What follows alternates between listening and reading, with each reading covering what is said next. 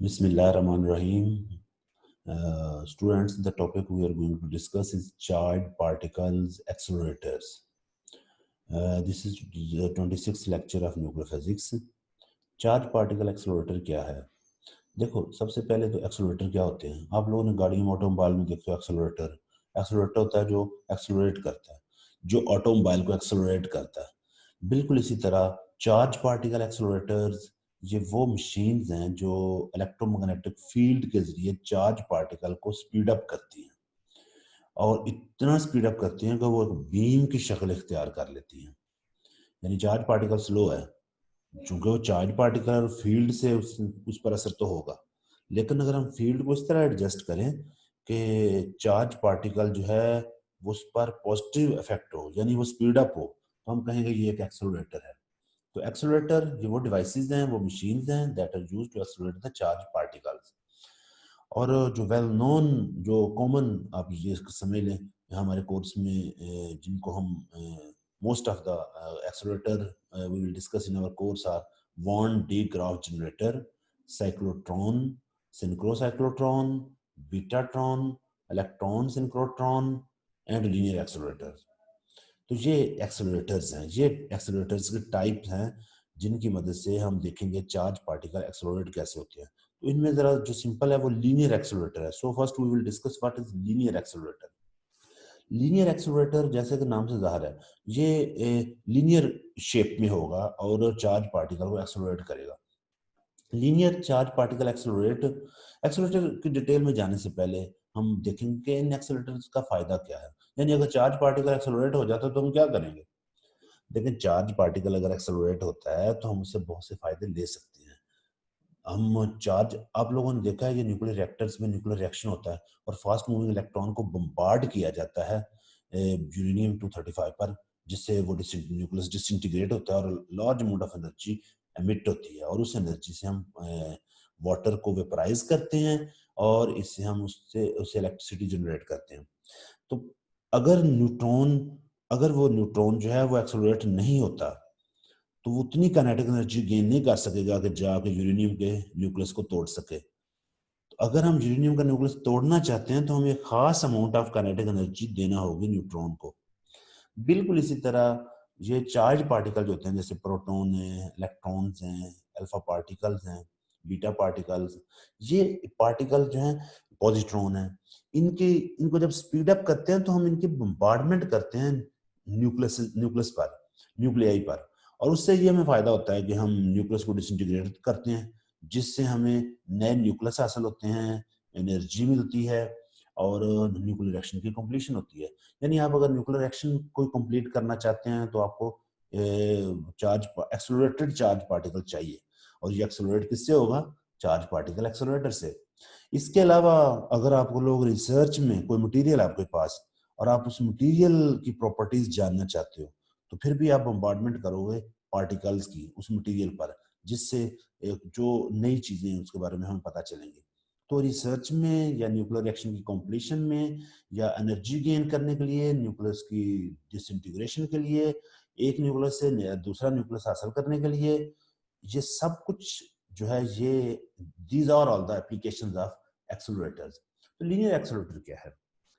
Linear accelerator असल में ये ऐसे चार्ज पार्टिकल है जो चार्ज पार्टिकल एक्सेलरेटर है जिसमें जो लीनियर शेप में होता है, और इसमें हम इसको लीनियर, इसकी एप्लीकेशन तो वही सारी जो मैंने आपको बताई हैं, सारी वही हैं। इसको मेडिकल पर्पस में भी हम इस्तेमाल करते हैं, पार्टिकल को एक्सेलरेट करके, और पार्टिकल को ज़्यादा एनर्जी दी जाती है, और इन लीनियर एक्सेलरेटर में ज़्यादातर हम इलेक्ट्रॉन या पॉजिट्रॉन, इनको हम एक्सेलरेट करते हैं, जिसकी वजह से उसकी काइनेटिक एनर्जी इंक्रीज हो जाती है, और पार्टिकल जो है ये एक्सेलरेटेड पार्टिकल को कहीं भी इसकी बीम को हम स्ट्राइक करा के अपने जो रिक्वायर्ड रिजल्ट्स हैं वो हासिल करते हैं। अब हम बात करते हैं लीनियर पार्टिकल एक्सेलरेटर का प्रिंसिपल क्या है। इस लीनियर पार्टिकल एक्सेलरेटर का प्रिंसिपल, यानी ये किस प्रिंसिपल के तहत काम करता है? तो चार्ज पार्टिकल को एक्सेलरेट करना है तो हमें एक फील्ड देना पड़ेगा। मैग्नेटिक फील्ड जो है ये पार्टिकल को एक्सेलरेट नहीं करता, बल्कि उस पर फोर्स लगाता है, जिससे पार्टिकल बेंड होता है, एक खास डायरेक्शन में मुड़ जाता है। यानी अगर आप लोग चार्ज पार्टिकल को, मूविंग चार्ज पार्टिकल को, की डायरेक्शन को डाइवर्ज करना चाहते हो, डाइवर्ट करना चाहते हो तो आप लोग मैग्नेटिक फील्ड यूज करोगे, लेकिन अगर उसे एक्सेलरेट करना चाहते हो या डिसेलरेट करना चाहते हो तो आप लोग इलेक्ट्रिक फील्ड इस्तेमाल करोगे। तो इलेक्ट्रिक जो लीनियर पार्टिकल एक्सेलरेटर है, इसका प्रिंसिपल यह है कि इसमें इलेक्ट्रिक फील्ड यूज किया जाता है और एक हाफ साइकिल के दौरान ऑल्टरनेटिंग सोर्स का इलेक्ट्रिक फील्ड यूज किया जाता है, और इस एसी साइकिल का एक हाफ साइकिल जो है वो पार्टिकल को एक्सेलरेट करेगा, और दूसरे हाफ साइकिल में पार्टिकल जो वो कांस्टेंट स्पीड से मूव करेगा। और इस तरह से स्टेप बाय स्टेप ये जब एक हाफ साइकिल आएगा, यानी जो चार्ज पार्टिकल पर जो चार्ज है उसके ऑपोजिट हाफ साइकिल पर चार्ज पार्टिकल एक्सेलरेट होगा, और जब उसी वाला हाफ साइकिल आएगा उसी के चार्ज वाला, तो ये कांस्टेंट स्पीड से मूव करेगा। तो इस तरह ये ऑल्टरनेटिंग करंट से हम उसको चार्ज पार्टिकल को स्पीड अप कर सकते हैं। आप लोग इसको समझ गए ना कि एसी साइकिल जो है उसमें एक पॉजिटिव हाफ साइकिल होता है, एक नेगेटिव हाफ साइकिल। अगर charge particle, let us assume that if we have a charge particle, positively charge particle, तो फिर पॉजिटिव नेगेटिव हाफ साइकिल के दौरान चार्ज पार्टिकल एक्सेलरेट होगा और पॉजिटिव हाफ साइकिल के दौरान वो कांस्टेंट स्पीड से मूव करेगा। तो इस तरह हर साइकिल के दौरान after each cycle, after each half cycle उसकी स्पीड जो है वो इंक्रीज होती जाएगी। इस तरीके से चार्ज पार्टिकल एक्सेलरेट होगा और हम उसको फिर उससे रिक्वायर्ड रिजल्ट या जिस पर्पज के लिए हम उसको करना चाहते हैं हम उसको इस्तेमाल में ला सकते हैं। तो अगर आप चार्ज पार्टिकल एक्सेलरेटर के फिगर को देखें तो वो कुछ इस तरह से है। इसकी कंस्ट्रक्शन ये है, आप लोग देखें तो ये एक ट्यूब है, this is cylindrical evacuated tube, this is cylindrical evacuated tube, और इस सिलेंड्रिकल इवैक्यूएटेड ट्यूब के अंदर छोटी ड्रिफ्ट ट्यूब्स लगी हुई हैं। ड्रिफ्ट ट्यूब असल में इसलिए कहते हैं कि ये जो चार्ज पार्टिकल उसकी ड्रिफ्ट वेलोसिटी को इंक्रीज करती है।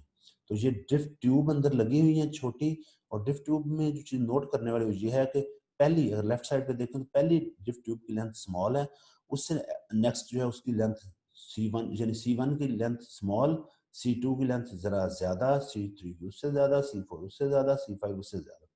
तो जैसे जैसे हम आगे चलते जाते हैं राइट की तरफ तो ड्रिफ्ट ट्यूब्स की लेंथ जो है वो इंक्रीज होती जाती है।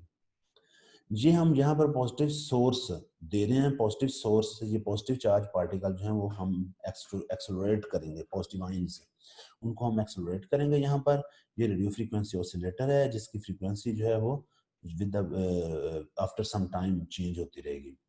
तो ये अगर आप कंस्ट्रक्शन देखें तो कुछ इस तरह से इसकी बन रही है। तो इन इन ट्यूब्स को एक सीरीज में अरेंज किया हुआ है इंक्रीजिंग लेंथ के हिसाब से, और अगर हम देखें तो ये पॉजिटिव सोर्स जो है यहाँ से पार्टिकल निकलेंगे और जिनको हम एक्सेलरेट करेंगे। तो ये सारी इसकी कंस्ट्रक्शन है।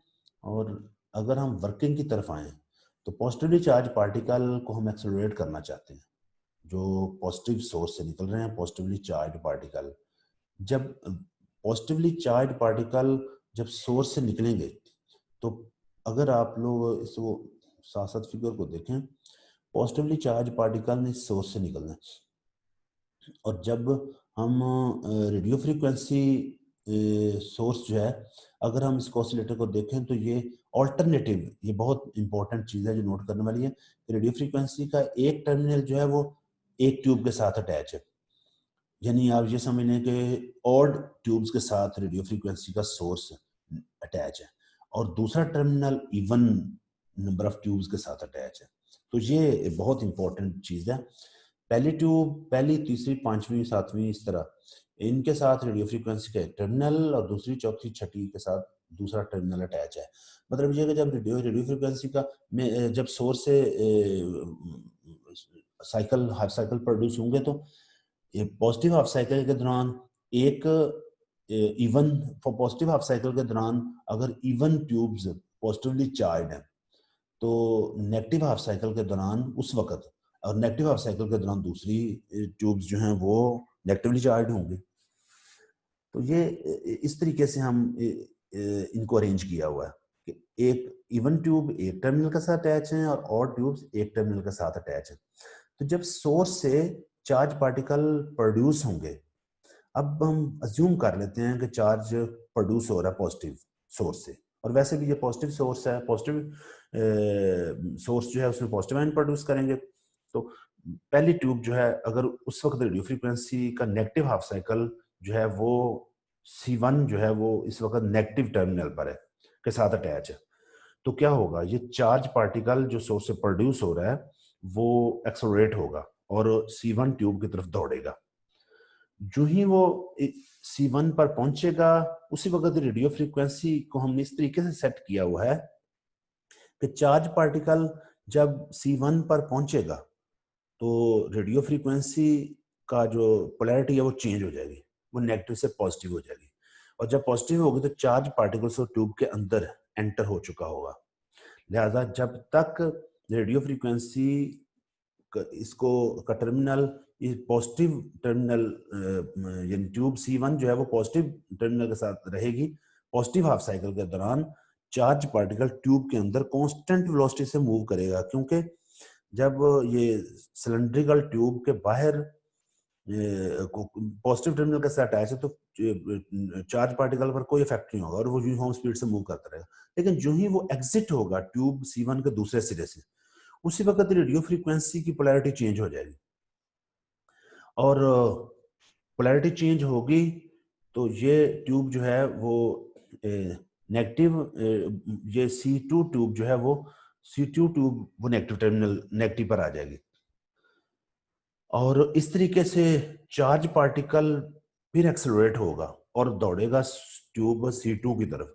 लेकिन जो ही वो C2 ट्यूब के बिल्कुल टर्मिनल एंट्रेंस में पहुंचेगा तो ये ट्यूब C2 जो है ये नेगेटिवली पॉजिटिवली चार्ज होगी, और उस वक्त तो फील्ड के अंदर ट्यूब के अंदर चार्ज पार्टिकल मूव करेगा विद यूनिफॉर्म वेलोसिटी। तो इस तरीके से ट्यूब तक पहुंचने के लिए इसको ऑपोजिट पोलैरिटी मिलेगी, अट्रैक्शन मिलेगी, लेकिन जो ही टर्मिनल चेंज होगा तो उस वक्त ये पार्टिकल ट्यूब के अंदर एंटर हो चुका होगा, लिहाजा वो यूनिफॉर्म स्पीड से चलेगा। तो चार्ज पार्टिकल इस तरीके से हर ट्यूब से निकलने के बाद एक्सेलरेट होता जाएगा, और इस तरीके से जैसे जैसे आगे जाएगा उसकी वो स्पीड अप होगा, लिहाजा रेडियो फ्रीक्वेंसी ऑसिलेटर की फ्रीक्वेंसी कांस्टेंट है। तो हर गुजरते टाइम के साथ पार्टिकल एक्सेलरेट हो रहा है, उसकी स्पीड बढ़ रही है, जिसकी वजह से ट्यूब की लेंथ भी बढ़ रही है, ताकि उसे इस ट्यूब में से पास होते हुए एक जैसा टाइम मिले। ये सारी चीज अंडरस्टैंड करने वाली है कि सोर्स चार्ज पार्टिकल जब ट्यूब की तरफ दौड़ रहा है उस वक्त ट्यूब की पोलैरिटी ऑपोजिट है, लिहाजा वो ट्यूब अट्रैक्ट करेगी और चार्ज पार्टिकल उस तरफ जाएगा।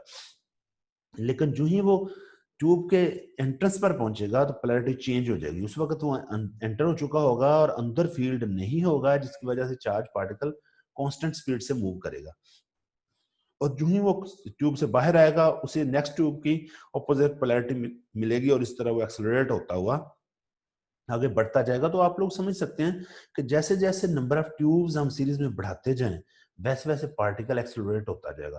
तो अगर आप पार्टिकल को बहुत ज्यादा एक्सेलरेट करना चाहते हो तो आप इस तरीके से उसको उसकी जो है नंबर ऑफ ट्यूब्स को जितना मर्जी इंक्रीज कर लें और पार्टिकल जो है वो एक्सेलरेट कर सकते हैं।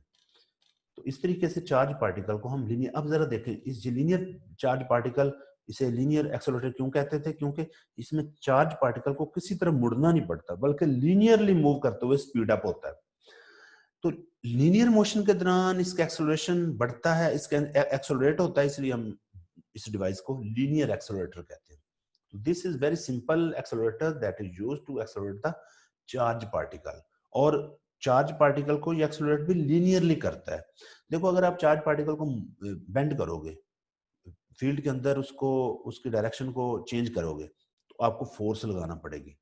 तो इस फोर्स से ये हमें पार्टिकल को एक्सेलरेट करना अलग है, फोर्स रिक्वायर्ड है, फील्ड की फोर्स, और अगर आप उसको मोड़ना चाहते हो तो अलग फोर्स चाहिए। तो ये थोड़ा मुश्किल हो जाएगा, एनर्जी ज्यादा देना पड़ेगी हमें, वहां मैग्नेटिक फील्ड अप्लाई करना पड़ता है। ऐसे एक्सेलरेटर भी हैं जिसमें चार्ज पार्टिकल सर्कुलर पाथ में मूव करते हुए स्पीड अप होता है, जैसे बीटाट्रॉन है। लेकिन जहां पर इस एक्सेलरेटर में चार्ज पार्टिकल बगैर मुड़े स्ट्रेट डायरेक्शन में लीनियर डायरेक्शन में एक्सेलरेट होता है, इसलिए यहाँ एनर्जी भी कम चाहिए और सिर्फ इलेक्ट्रिक फील्ड ही चाहिए। पार्टिकल को एक्सेलरेट करने के लिए। तो इस तरीके से ये this is one of the simplest and very easy way to accelerate the charge particle.